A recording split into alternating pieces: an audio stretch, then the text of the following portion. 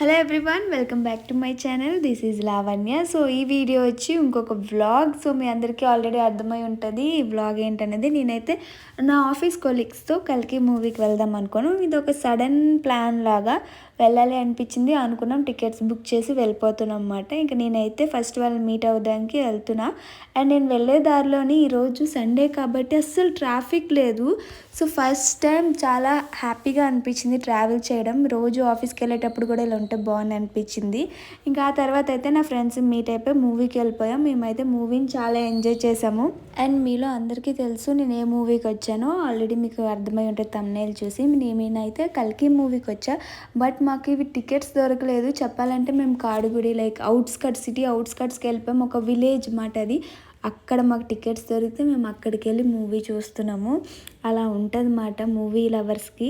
ఇంక మేమైతే రిటర్న్ అవుతున్నాం. అక్కడ కొంచెం విలేజ్ కాబట్టి మాకు లంచ్ చేయడానికి రెస్టారెంట్స్ ఏవి అంత ప్రాపర్ అనిపించలేదు. ఇంకా మేము అందరం కలిసి క్యాబ్ బుక్ చేసుకొని మాల్కి వెళ్ళామన్నమాట. ఇంకా వెళ్ళే దారిలో అయితే ఫన్ నార్మల్గా ఉండదు. నాకు ఇంకా ఫన్ ఉన్న వీడియో క్లిప్పింగ్స్ తీసుంటే బాగుంది అనిపించింది. మా గ్యాంగ్లో ఒక అమ్మాయి ప్రభాస్ ఫ్యాన్ ఉందన్నమాట. తన్ని ఇంకా అందరం రేపటి కోసం అంటూ కమ్మేసుకోవడం. అమ్మాయిలు అందరం కలిస్తే ఇంకా ఆ ఫన్ వేరు, ఆ ఎంజాయ్మెంట్ వేరు కదా. అలా ఎంజాయ్ చేసుకుంటూ మేమైతే మాల్ రీచ్ అయిపోయాం. అండ్ మీ అందరికీ గుర్తుందా, నా బర్త్డే రోజు నేను మాల్కి వచ్చాను ఒకదాన్ని అని చెప్పాను కదా. అదే మాల్కి వచ్చాం, నెక్సెస్ మాల్కి. సో ఈసారి అయితే మా ఆఫీస్ కొలీగ్స్తో వచ్చా. ఇంకా అలా మాల్లోని వెళ్ళి ఫస్ట్ మేమైతే ఆల్మోస్ట్ మూవీ అయ్యేటప్పటికి 3:30 అలా అయిపోయింది. ఫుల్ ఆకలిమే ఉన్నాము. ఇంకా అందరం ఫస్ట్ లంచ్ చేసి ఆ తర్వాత మిగతా ఏంటనేది ఆలోచిద్దామని మేము ఇంకా ఫస్ట్ అయితే వెళ్ళిపోయామన్నమాట. ఇంకా వెళ్ళి ఆర్డర్ చేసుకున్నాం. సండే కాబట్టి చాలామంది ఉన్నారు. నా బర్త్డే అప్పుడు అంతమంది ఎవరు లేరు, అది వీక్ డే కాబట్టి. బట్ ఇప్పుడు సండే కదా. దట్టు బెంగళూరులో మాల్స్ బాగా ఫేమస్. అంటే మనం ఫస్ట్ అవుటింగ్ అనగానే గుర్తొచ్చేది మాలే. ఎక్కడికి వెళ్తామని అనుకోగానే ఫస్ట్ వచ్చే పేరు ఏదైనా ఉందంటే అది మాల్. సో అందరూ ఫస్ట్ ప్రయారిటీ మాల్కే ఇస్తారు. అండ్ ఇక్కడ ఏంటంటే ఏరియాకు ఒక మాల్ ఉన్నా కూడా ప్రతి మాల్ రష్గా ఉంటుంది. ఇంకా నేనైతే వీడియోస్ అవి తీసుకుంటూ కూర్చున్నాను, నేను ఎక్కడికి కదలే. బట్ మా మిగతా వాళ్ళంతా వెళ్ళి ఫుడ్ ఆర్డర్ చేయడం ఇవన్నీ చేస్తున్నారు. మేమైతే ఇంకా అలా లంచ్ చేసి ఇంకా తిరుగుదాము, ఫొటోస్ అవి దిగుదామని చెప్పి మేము అలా ఫొటోస్ అవి దిగుతున్నాము. ఇంకా ఆ తర్వాత మేము చెప్పాం కదా గర్ల్స్ అంటే ఫన్నే వేరు. మా గర్ల్స్ మేము వేసుకునే జోక్స్ మేము వేరేగా ఉంటుంది. సో మాలో మేము అలా జోక్స్ వేసుకొని వీడియోస్ తీసుకొని ఫొటోస్ తీసుకొని ఇంకా మళ్ళీ మాకు ఐస్ క్రీమ్ తినాలనిపించి ఇంకా ఐస్ క్రీమ్కి వెళ్ళిపోయాం అన్నమాట.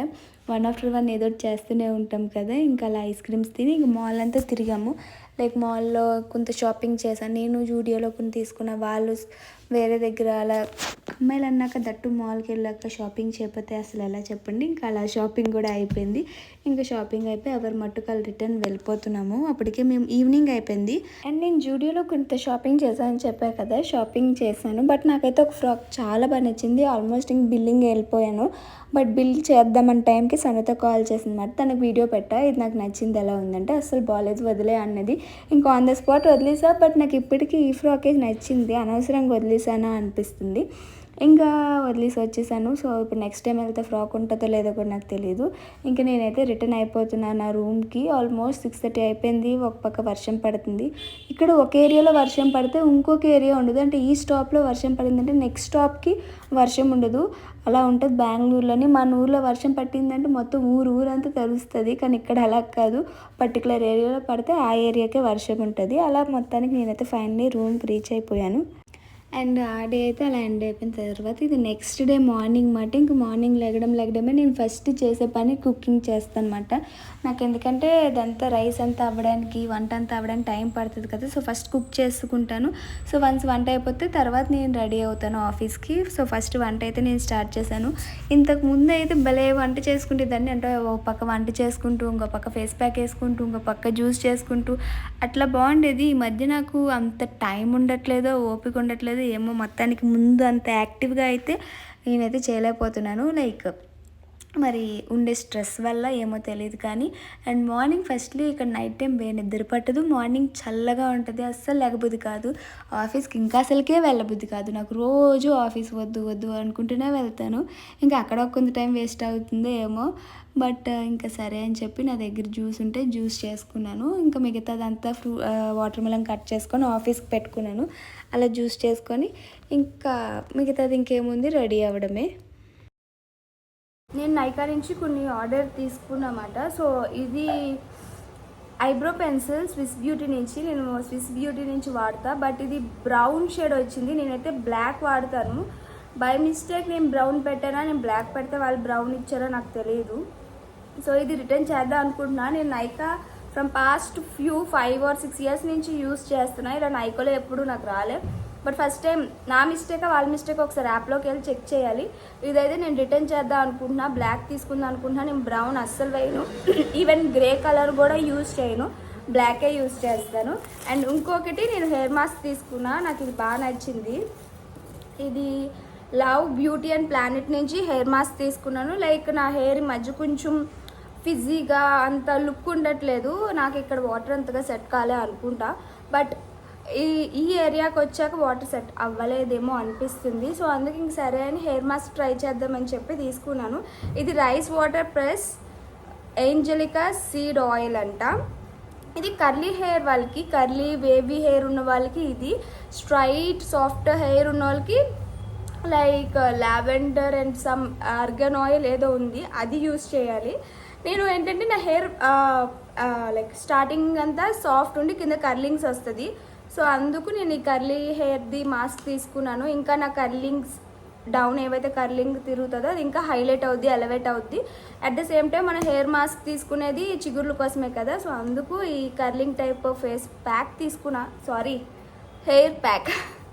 సో ఇది నాకు 400 రూపీస్కి వచ్చింది. నేను చెప్పాను కదా argan oil and lavender oil something ఏదో రిలేటెడ్. అది ఇదే బ్రాండ్లోని argan oil and lavender oils ఉన్నవి అదైతే 540 పడింది. ఇది నాకు 400 రూపీస్కే 200 grams వచ్చింది. డబ్బా అంత పెద్దగా వచ్చింది, క్వాంటిటీ కూడా బాగానే అనిపించింది. ఇంకా నేనైతే ఇది యూజ్ చేయలేదు, రేపు ఎప్పుడో యూజ్ చేసేస్తాను. నేను అంతవరకు ఆగను.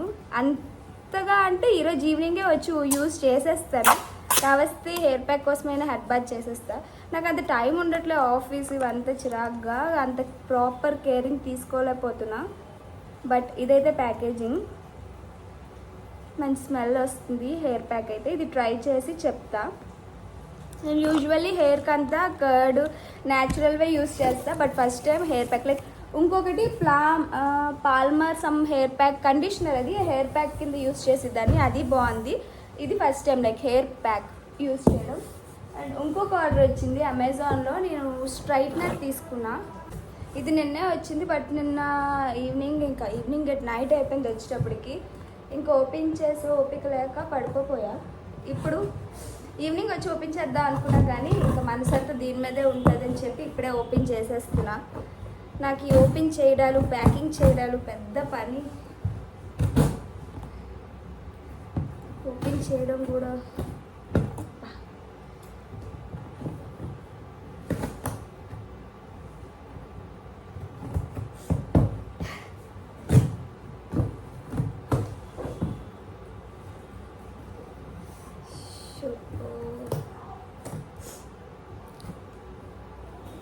మీరు ఎంతమందికి ప్యాకింగ్ ఓపెన్ చేయడం ఇష్టం? నాకు ఇష్టం ఉండదు, చాలా చిరాకు నాకు. ఓ మై గాడ్, ఇది మాత్రం స్ట్రైట్నర్కి ఎంత పెట్టించాడో, ఇంత పెద్ద పెట్టేందుకు అసలు నాకు ఇక్కడ చెత్త స్టాక్ పెరిగిపోవడానికి కాకపోతే. సో నేనైతే ఈ హెయిర్ డ్రయర్ తీసుకున్నాను, కైండ్ ఆఫ్ హెయిర్ డ్రై చేయడానికి, at the same time straightening కూడా.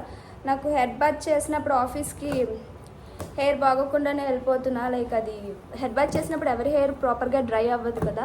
సో హెయిర్ డ్రయర్ కన్నా ఇలాంటిది ఒకటి తీసుకుందాము. స్ట్రైట్నింగ్ అంటే కష్టము, and at the same time నేను స్ట్రైట్నింగ్ డైలీ చేయను. డైలీ అంటే అసలు చేయను, మ్యాక్స్ చేయను, ఏమో ఇంపార్టెంట్ అకేషన్ అన్నప్పుడు తప్ప. సో ఇదైతే డైలీ చేసుకోవచ్చు, ఈజీ కదా, ఆఫీస్ కూడా టైం సేవ్ అవుద్ది అని చెప్పి తీసుకున్నా. ఇది ట్రై చేసి చెప్తాను ఎలా ఉన్నది, వర్తా కాదా అన్నది. డెఫినెట్లీ రేపే చేసేస్తాను. నాకు తెలిసి ఈరోజు నైటే హెయిర్ ప్యాక్ వాడేస్తాను, రేపు హెడ్ బాత్ అయిపోద్ది కాబట్టి. సో ఇది కూడా హెయిర్ డ్రయర్ యూస్ చేసేస్తాను, వీటి కోసమైనా ఈరోజు హెడ్ బాత్ చేస్తా. సో ఇది మాట, ఇది యూస్ చేసి తర్వాత ఇది ఎలా యూస్ చేయాలి ఏంటి అన్నది మీకు రివ్యూ ఇస్తాను అన్నమాట. ఎలా యూస్ చేయాలన్నది కూడా చెప్తా, ఇది వర్తా కాదా అన్నది కూడా చెప్తాను. సో ఇవైతే ఇప్పుడు నేను రీసెంట్గా నిన్న నాకు వచ్చిన ఆర్డర్స్. అండ్ ఇప్పుడైతే నేను అర్జెంటుగా ఆఫీస్కి రెడీ అయ్యి వెళ్ళాలి, లేదంటే అక్కడ లేట్ అయిపోద్ది. ఇప్పుడు మాకు 8:30 అవుతుంది, అసలు లైటింగే లేదు రూమ్లో, చీకటిగా ఉంది. లెగాలనిపించదు, రెడీ అవ్వాలనిపించదు, ఆఫీస్కి వెళ్ళాలనిపించదు, అలా అనుకుంటూనే రోజు వెళ్తున్నా.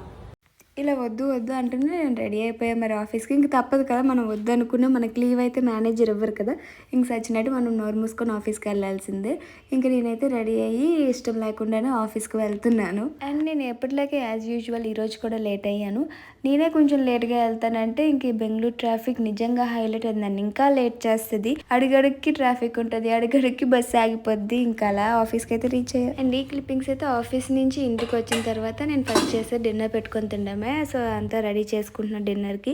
నేను ఆఫీస్కి వెళ్ళిన తర్వాత ఆఫీస్లో క్లిప్స్ తీద్దాం అనుకున్నా, బట్ నాకు అలవాటు లేక మర్చిపోయా క్లిప్స్ తీయడం. ఇంటికి వచ్చాక మిగతా కంటిన్యూషన్ అయిపోయింది. రాగానే డిన్నర్ చేస్తా, ఎందుకంటే నైట్ పడుకునే ముందు ఏమైనా జ్యూస్ అవి తాగుదామని. డిన్నర్ చేసిన వెంటనే జ్యూస్ తాగితే యూజ్ ఉంటుందని ఫస్ట్ రాగానే డిన్నర్ చేసేస్తాను. ఈ మీన్ వైల్ క్లీనింగ్ ఇవన్నీ అయిపోతాయి కదా, ఇంకా నైట్ పడుకునే ముందు జ్యూస్ తాగొచ్చు, సమ్ గ్యాప్ ఉంటుంది అని చెప్పి రాగానే ఫస్ట్ డిన్నర్ అయిపోయింది. అండ్ ఫస్ట్లీ మీ అందరికీ వన్ థింగ్ షేర్ చేసుకుందాం అనుకుంటున్నా. లైక్ ఈరోజు నేను రిటర్న్ ఆఫీస్ నుంచి వచ్చేటప్పుడు జస్ట్ ఒక ఐ థింక్ 2-3 డేస్ నుంచి నేను వీడియోస్ పోస్ట్ చేయట్లేదు.